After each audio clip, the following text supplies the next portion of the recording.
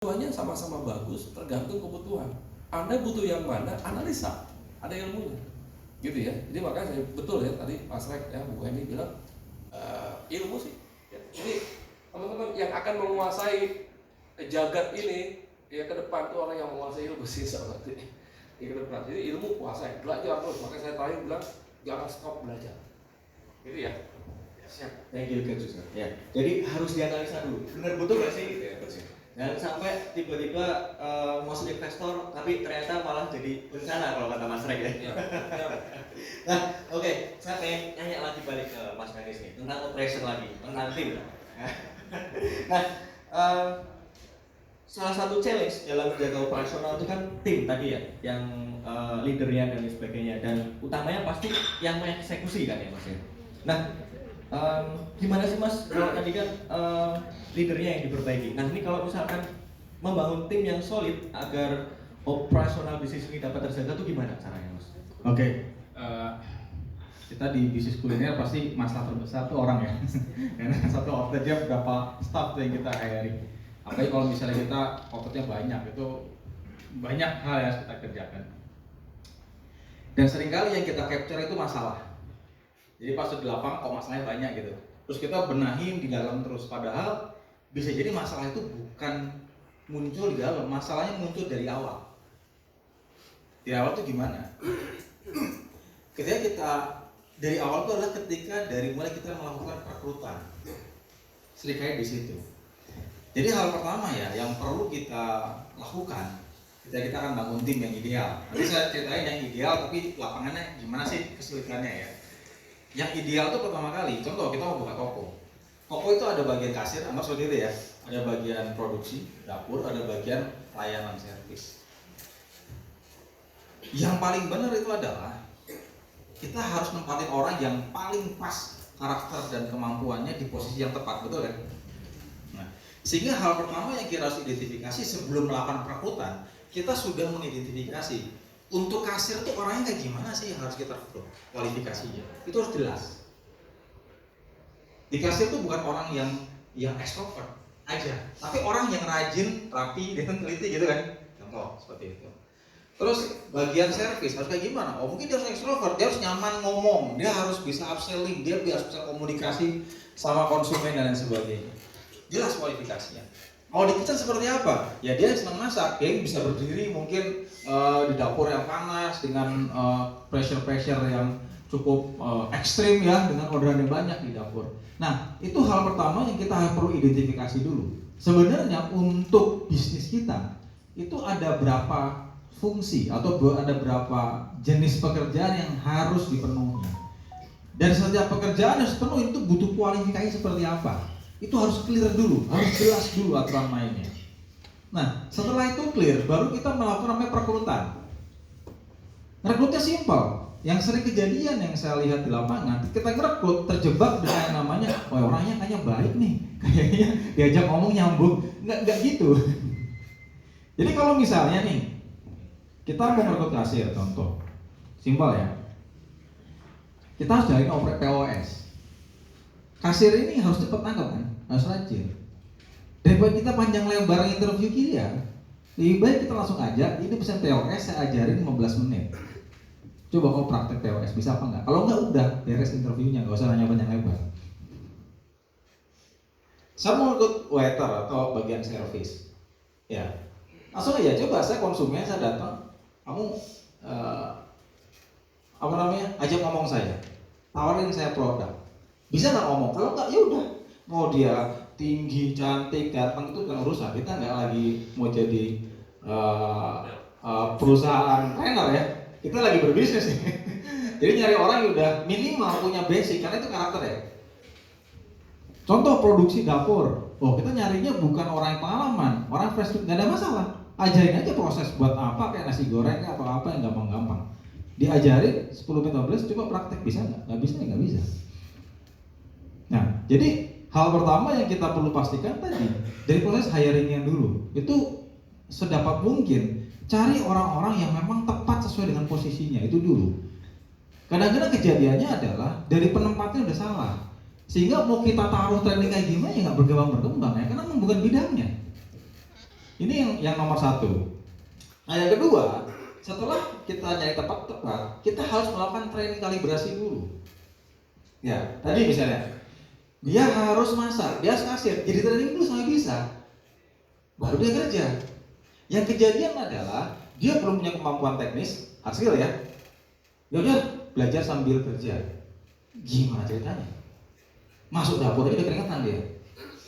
Diajarin ngeblank, ngapalnya sambil kerja. Habis itu orderan banyak. Habis itu orderan salah masak dimarahin. Nggak pernah bisa-bisa. Nanti kita bilangnya karyawan zaman sekarang itu susah, nggak berbakat semua, kurang pekerja keras. Ya gimana? Oh lagi stres. Nggak usah mereka lah, kita aja. Dikasih pekerjaan baru yang kita nggak kuasai, penuh dengan pressure dan intimidasi. Sambil ngapalin, sambil belajar, gimana ceritanya kita bisa jago?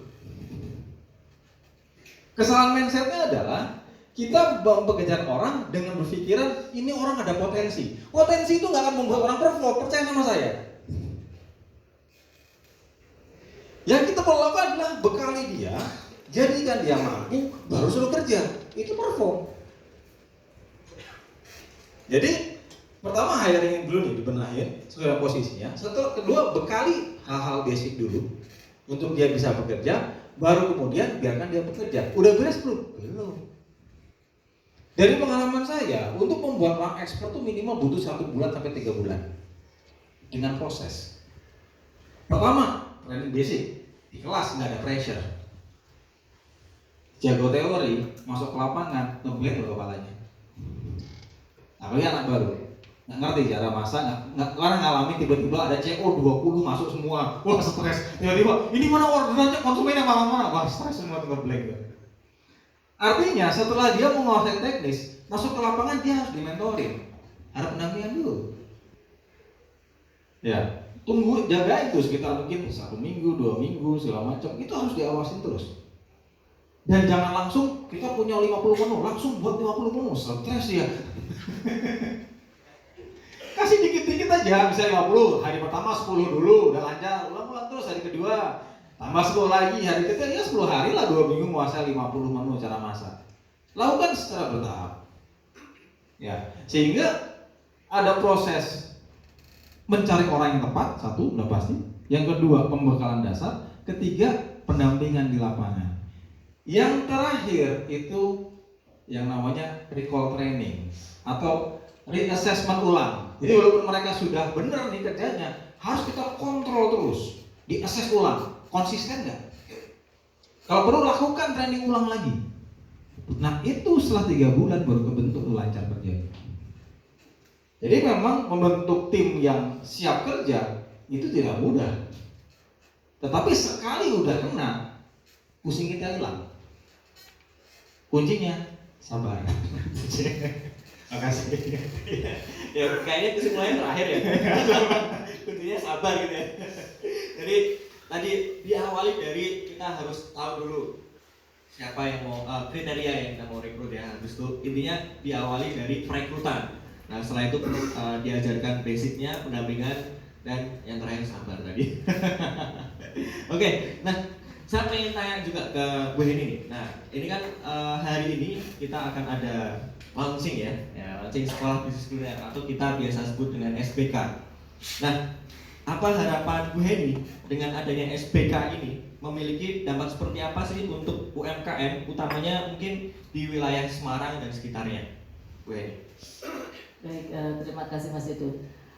Tentunya harapan kami dari penyelenggara pendidikan ya, dengan adanya SBK ini akan membantu para UMKM dalam meningkatkan usahanya. Karena dengan adanya SBK ini akan ada panduan ya, panduan yang sudah dirancang sedemikian rupa bagaimana khususnya mengelola bisnis kuliner.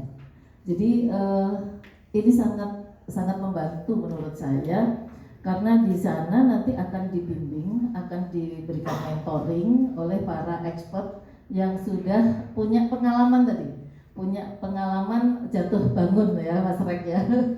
Jatuh bangun bagaimana sulitnya di dalam mengelola bisnis kuliner khususnya, mengalami kerugian itu begitu sakitnya seperti apa itu kan sudah dialami oleh para expert, dan ini akan dibagikan oleh para expert ini kepada para peserta SBK, sehingga harapannya tentunya teman-teman yang memulai bisnis kuliner ataupun yang sudah memiliki bisnis kuliner dengan belajar bersama SBK ini akan mengurangi risiko kerugian tersebut, sehingga harapannya tentunya mereka mempunyai peluang sukses itu lebih besar daripada risiko kerugiannya. Jadi harapannya tentunya teman-teman khususnya di Kota Semarang ini menguasai bisnis kuliner, karena bisnis kuliner saat ini adalah sedang bertumbuh, dan bisnis yang sustainable adalah saat ini adalah salah satunya adalah bisnis kuliner. Sehingga kembali lagi seperti awal tadi, seperti juga Mas Rex sampaikan, ilmu ini adalah sangat penting sebagai fundamental, sebagai dasar bagaimana kita mengelola bisnis kuliner kita, agar nantinya kita betul-betul bisa sesuai dengan harapannya. Tujuannya kita mendirikan bisnis ini kan tentunya ingin untung, tidak hanya sekedar omsetnya, tetapi mesti omsetnya tercapai, profitnya juga tercapai, seperti itu. Sehingga dengan panduan yang akan diberikan di sekolah bisnis kuliner ini akan memberikan dampak, harapannya memberikan dampak positif kepada para UMKM khususnya. Mungkin itu sih Mas Edo. Jadi harapannya biar UMKM Semarang ini kalau punya bisnis kuliner untung terus ya, nggak pernah rugi ya. Betul. Nah saya juga kayak dengar nih harapan dari Mas Rex nih untuk SBK yang ada di Semarang nih, Mas Rex. Ya, SBK ini kan kita create ya bareng-bareng teman-teman di Foodies beberapa tahun lalu ya, bareng Coach Yusa, Banis dan teman-teman itu dengan merangkum dan membuat satu kurikulum. Ya, waktu itu kita create itu sekitar 165 modul dan kurikulum itu yang kita rangkum dari semua perjalanan ya, mentoring, konsultasi, pengalaman, investasi dan lain-lain, dengan harapan di Indonesia ini ada kurikulum yang mungkin dalam tanda kutip bisa dipertanggungjawabkan ya, untuk teman-teman itu bisa belajar, karena kan kurikulum ini banyak kan datang dari luar ya gitu. Tapi surprisingly teman-teman ya, saya pergi ke Singapura ngobrol dengan pemain F&B di situ. Saya pergi ke Korea ngobrol dengan pemain F&B di situ. Saya tanya ke mereka, kalau you mau bikin bisnis kuliner, you belajar kemana? Ada gak kurikulumnya? Surprisingly tidak ada yang mereka bisa jawab ya. Apakah di tempat mereka itu kurikulum? Jadi mereka ya, kita nanti bikin bisnis aja, diajarin sama yang punya franchise sama punya apa untuk berbikin bisnis. Nah, jadi ini cukup membuat kita bangga ya, bahwa dalam konteks terlepas mungkin nanti di dalam 160 modul itu ada kekurangan-kekurangan dan lain-lain, tentu itu sesuatu yang terus kita upgrade ya. Tapi ini sangat mempermudah teman-teman yang sedang menjalankan bisnis kuliner atau yang akan menjalankan bisnis kuliner untuk memahami terlebih dahulu, oh gini ya gitu. Kalau lu mau belajar marketing pertama, marketing yang pemasaran satu katakanlah di manajemen, kan itu ada kurikulumnya. Nah ini exactly yang kita create, sehingga ada panduan yang jelas kemana arah yang harus kita tempuh nih kalau jalanin bisnis kuliner, Mas Edo. So SBK ini kemudian saya juga mikir nih dengan teman-teman, nih SBK ini kalau offline repot juga ya kalau semua orang ke Bandung ya. Sementara kita juga mabok ngurusin yang begitu-begitu ya kalau offline gitu ya.